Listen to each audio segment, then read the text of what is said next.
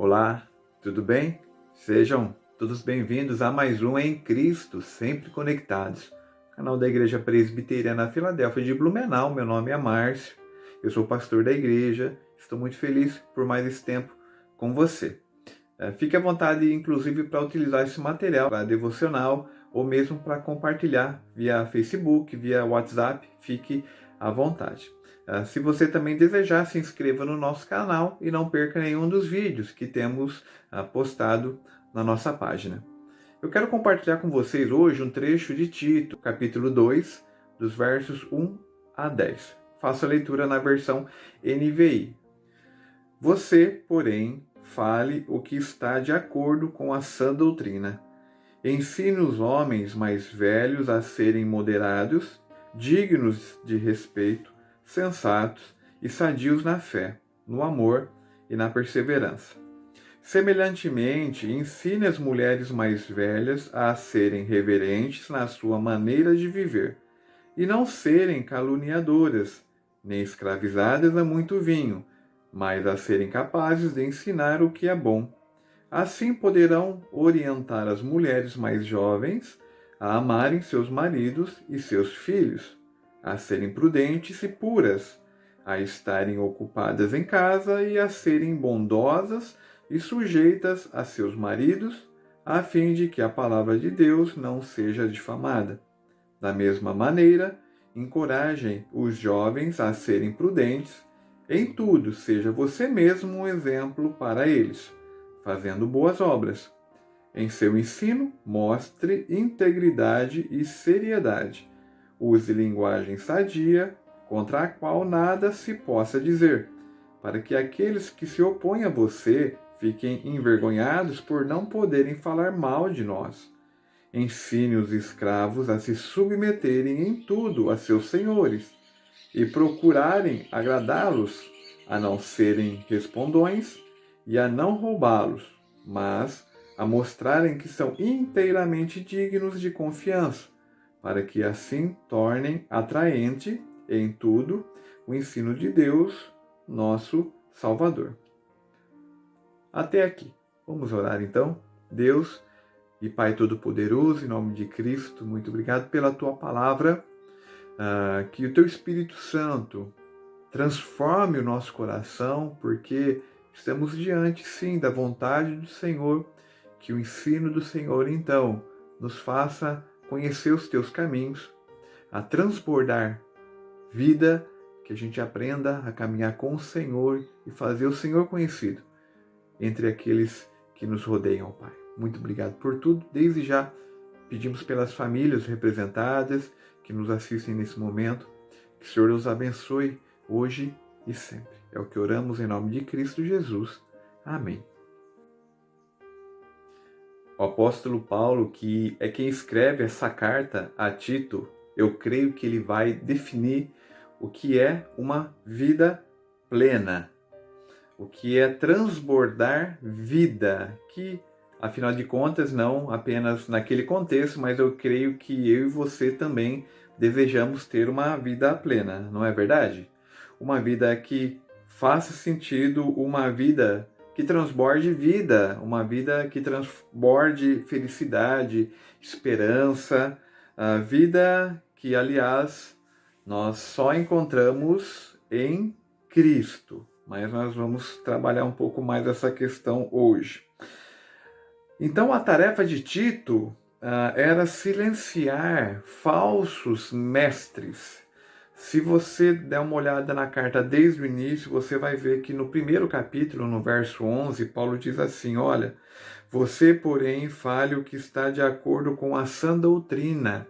Esse você, porém, era em contraste a outros ensinos que estavam ao redor ali de Tito, de falsos mestres que ensinavam coisas que não eram o sentido real daquilo que Deus tinha para as pessoas. É uma vida que vai experimentar muito do pecado, da nossa rebelião, da nossa rebeldia contra a vontade de Deus, que é a vontade plena para nós, que é a vontade que vai nos conduzir a bons caminhos. Então, essa que é a ideia. Então, Paulo vai vincular a questão da vida plena de uma vida que agrada a Deus, uma vida que observa a sã doutrina. Paulo entende, então, agora olhando especificamente para o texto, Paulo entende que para cada fase da vida nós temos desafios e temos tentações a serem combatidas. É isso que ele vai falar dos versos 2 ao 8, e eu vou falar um pouco resumidamente aqui. Primeiro ele fala ao grupo de homens mais experientes, né? Então ele fala e ele entende, Paulo, falando a Tito, ele entende que talvez esses homens com mais experiência, eles fossem inclinados a serem um pouco criteriosos demais. E que com o tempo isso fosse levar a deixar de ser sonhadores, de ter um olhar, digamos assim, encantador para o futuro, né? Começar a olhar as situações e dizer, olha, isso não vai dar certo, pode desistir, eu já tentei isso antes e não deu certo, e como se somente o que aconteceu no passado fosse bom. Com o tempo, isso pode levar a perder o brilho pela vida, pelo hoje, e deixar de transbordar vida. Do contrário, que esses homens experientes fossem exemplo do quê? De fé, amor e esperança. É o que diz o verso 2. Que falem sim do valor de uma vida diária com Deus, não amarrados ao passado e não menosprezando o que de bom pode acontecer no futuro, sim, mas que falem da vida diária com Deus. Paulo fala agora às mulheres experientes, né? As mulheres experientes, da mesma forma, elas não deveriam ser dadas a falatório, não deveriam gastar tempo falando mal, mas que ensinassem o bem. Não sejam inclinadas a falatório, mas que ao invés de apenas ficar apontando o que está errado, que mais? Que ensinem fazendo elas mesmas o que é bom, o que é certo. Então, aos homens experientes, depois às mulheres experientes, agora aos jovens, que eles cuidem, então, das suas ambições, que eles cuidem com a impaciência, com a imprudência. E convenhamos, essa é uma fase da vida que precisa de muito autocontrole. Paulo sabe disso, nós sabemos disso também.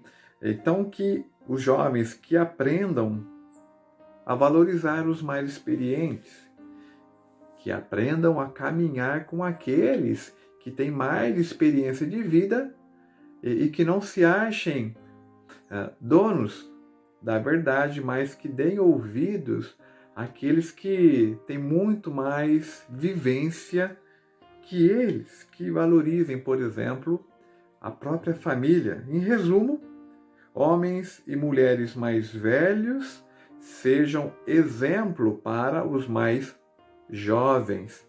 E jovens que valorizem, que se submetam, que deem o devido respeito a esses que já têm uma caminhada maior de vida.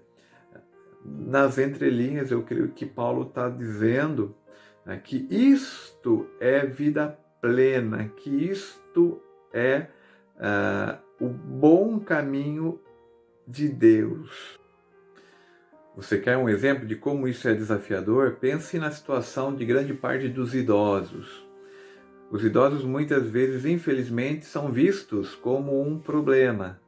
As pessoas parecem que querem se desvencilhar de ter um cuidado maior, mesmo quando são seus próprios familiares, e acabam se distanciando da responsabilidade de agora cuidar deles, que estão num período de vida que sim demanda um pouco mais de cuidado. Parece que as pessoas querem focar a sua própria vida como se isso fosse trazê-las para uma vida plena, mas isso muitas vezes significa afastar os idosos. Os idosos muitas vezes deixam de ser o nosso referencial.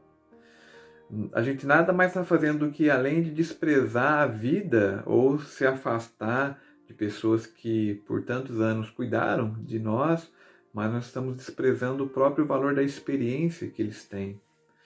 Os idosos muitas vezes são vistos como um problema a ser resolvidos. Faça uma visita a uma casa de cuidados de idosos e você verá diversas histórias de pessoas que não recebem visita de familiares já há muito tempo. A nossa cultura perdeu a vontade de ser educado por pai e mãe, por pessoas de mais experiência. Os com mais idade deixaram de ser referencial e hoje parece que o grande referencial são as pessoas mais jovens. Ninguém quer ser mais moldado pela experiência dos mais velhos, mas procuram se parecer cada vez mais com os jovens. E nada contra os jovens. Eu creio que, independente das gerações, nós temos muito a aprender uns com os outros.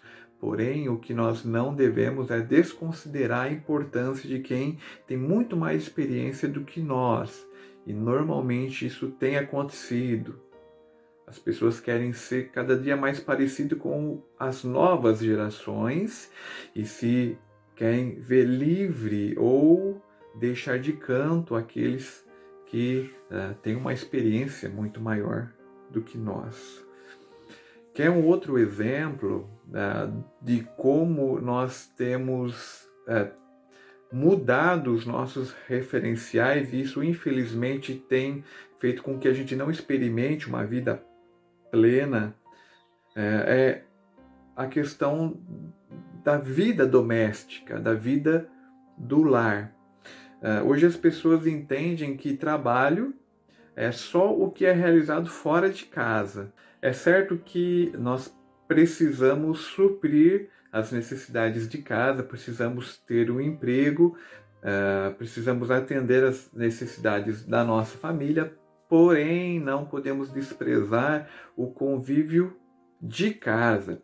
E falando em especial do tempo que estamos passando, de isolamento social muitas vezes, de cuidar de não sair muito, muitos estão trabalhando mais em casa agora e infelizmente estão perdendo a oportunidade de ter um convívio maior com os de casa.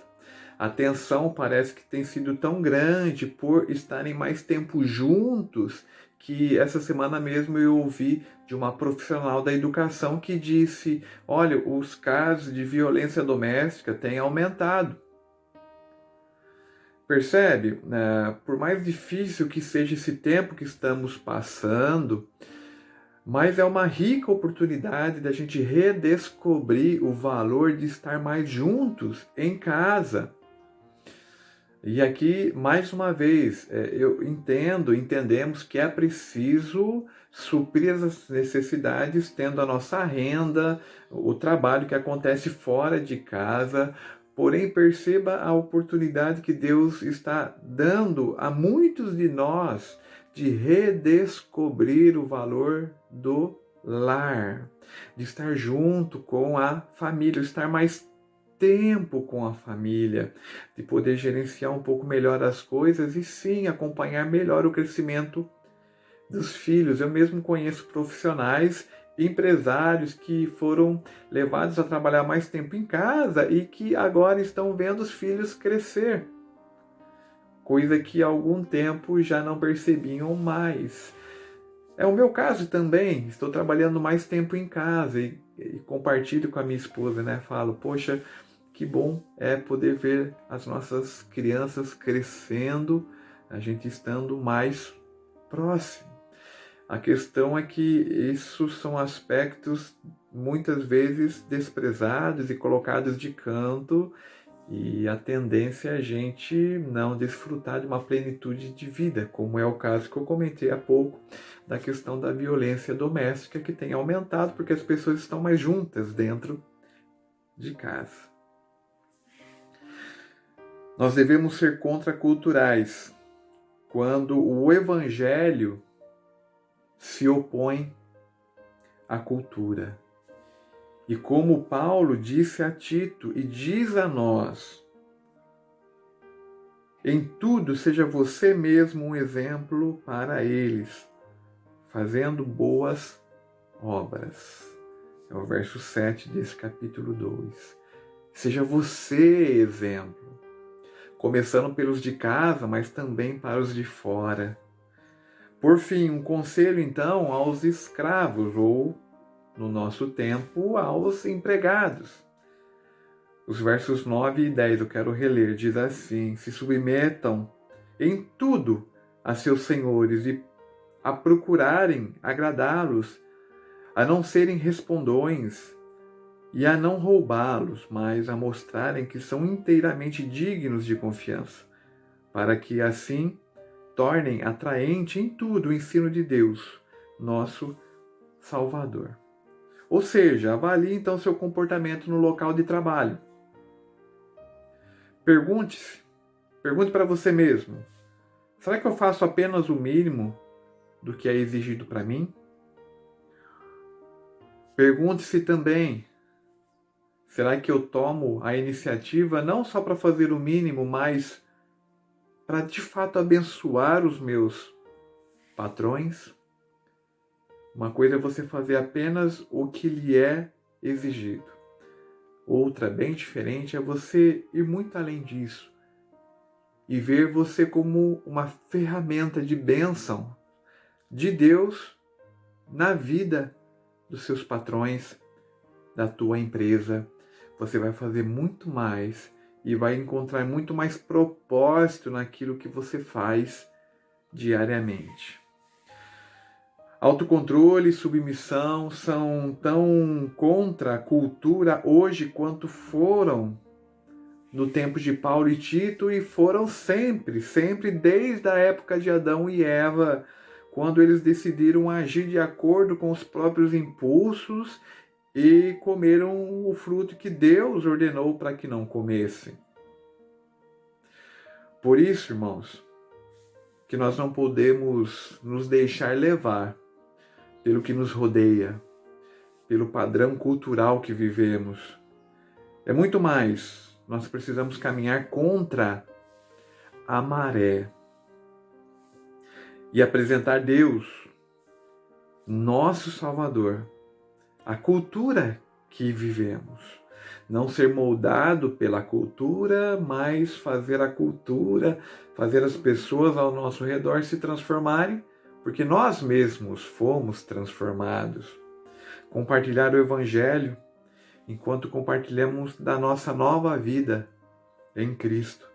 Mesmo os nossos fracassos, ao buscar essa vida plena, porque ainda estamos sujeitos ao fracasso, mesmo essas situações podem sim ser usadas por Deus para transbordar em bons ensinamentos, oportunidades de aprendizado. Perceba que os momentos em que erramos, em que precisamos reconhecer as nossas falhas e limitações, talvez seja a oportunidade de Deus para você perceber o quanto precisa aprender com cada situação diária, com cada momento de limitação, com cada tempo difícil. Não menospreze os tempos difíceis. Nós falamos disso há alguns domingos atrás. Enfim, homens, mulheres, jovens ou nem tanto, viva a vida plena que Deus tem para você. Fortaleçam-se uns aprendendo com os outros. É vida de discipulado. Talvez você já tenha ouvido sobre isso, mas é vida de discipulado em que caminhamos aprendendo com pessoas com mais experiência. É a convivência de comunidade em que aprendemos a partir da nossa própria família, em que aprendemos na nossa família de fé, na nossa comunidade de fé. Os cristãos não prosperam como ovelhas solitárias. Como toda ovelha, Não conseguimos viver solitários. Nós somos criados para viver em rebanho e valorizar esse rebanho. Aqui eu já quero concluir. Leve a luz de Cristo, busque a Deus e seja você mesmo o exemplo para todos ao teu redor. Seja acessível, abra sua casa para as pessoas. Ah, pastor, mas agora tem isolamento social. Tem. Mas não perca a oportunidade de mostrar sim para o mundo como que é a tua vida. Como que você trabalha, como que é o teu comprometimento profissional, como que é o teu comprometimento com a tua família. Deixe as pessoas verem como você vive. Deixe-as ver como é o teu casamento. Deixe-as ver como que você trata os teus filhos. Deixe-as ver o valor que você dá à vida de comunidade. Mas, claro, nem sempre nós seremos bons exemplos de comportamento cristão. Isso é verdade. Nem sempre vamos acertar. Aliás, muitas vezes vamos errar. Mas, mesmo nesse tempo, será a oportunidade de você fazer as pessoas entenderem e conhecerem a graça de Deus. Em perceberem em que realmente não somos pessoas perfeitas, não estamos imunes a erro e que mesmo assim Deus nos dá a rica oportunidade de nos arrepender e sermos recolocados no caminho dele. É a graça de Deus. As pessoas precisam conhecer mais do amor, da perfeição, do cuidado de Deus, inclusive pelo que nós mesmos temos experimentado. Experimente vida plena de caminhada com o Senhor e faça com que as pessoas ao teu redor também conheçam a Deus através da tua vida. Vamos orar? Deus e Pai Todo-Poderoso, em nome de Cristo Jesus, muito obrigado porque é o Senhor quem realiza a obra em nós. É o Teu Espírito Santo que transforma tudo que somos, ó Pai. É a luz da Tua Palavra que a cada nova manhã nós precisamos nos aproximar e conhecer e viver do Senhor, ó Pai. Que a gente possa experimentar a vida plena que só acontece junto ao Senhor, ó Pai. Que o Teu Evangelho faça sentido. Que a gente transborde em vida para todos que estão ao nosso redor. Que seja em casa, que seja no trabalho, que seja em tudo que fazemos, ó Pai. Que o Senhor seja conhecido através dos nossos pensamentos, dos nossos sentimentos e dos nossos atos. Que o Senhor seja conhecido e louvado, Pai, através de tudo aquilo que fazemos e somos. Muito obrigado, é o que oramos desde já também, pedindo a Tua bênção por mais essa semana que inicia. Abençoa a cada um dos que nos acompanham, que esse tempo de pandemia possa passar logo e que tantas outras situações difíceis que talvez estão esquecidas por muitos também sejam cuidados. Pessoas que têm outras demandas, os idosos, as pessoas que passam por alguma enfermidade, que também tenham o bom cuidado de cada um de nós, ó Pai. Muito obrigado, porque o Senhor tem derramado do Teu amor e da Tua graça na nossa vida. E somos gratos, ó Pai, pela salvação que há em Cristo Jesus, nosso Senhor. Oramos em nome dEle, em nome de Cristo. Amém. Que Deus te abençoe, assim como na oração pedimos a Deus que Deus abençoe a tua semana, a semana da tua família. No próximo domingo temos nova mensagem, durante a semana temos o devocional na terça-feira e encontro de oração na quinta-feira, encontro online. Veja ali na nossa página no Facebook, tem maiores detalhes. Tá bom? Agora que Deus te abençoe, uma ótima semana e no mais em Cristo, sempre conectados. Até a próxima. Deus abençoe.